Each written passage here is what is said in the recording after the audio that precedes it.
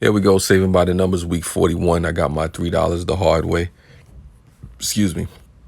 I want to talk about something real quick as it pertains, to saving money, which sometimes people, get it twisted. Sometimes people want to borrow money from you. And I say to anybody, yeah, you can borrow money from me. You can get help if you need it, but there's a caveat to it. There's a warning. Just because I have money or just because I have something saved doesn't mean that money is for you. If you see me putting something to the side, maybe it is for emergencies. Maybe it is for something that is significant, something that's going to be beneficial to me, maybe even beneficial to you, in some weird shape, form, or fashion. But, it goes back to an older, I guess saving by the numbers I did about pocket watching. You don't watch people's pocket.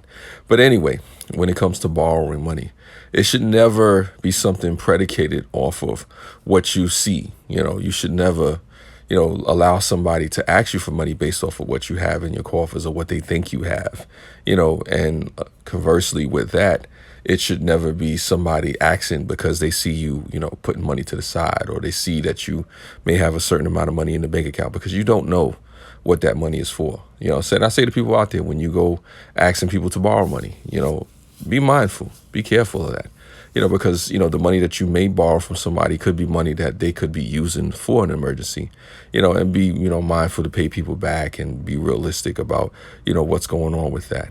And like I said, those are just my 2 cents. Like I said, there's nothing wrong with asking people to borrow money if you really need it, if it's really something to dire straits. But, like I said, what I have in my coffers is my coffers. And with that being said, thank you for listening. I appreciate it. I don't want to keep you too long. And I'll see you next week, week 42, saving by the numbers. This is your man, Mel, and thank you for listening. Peace.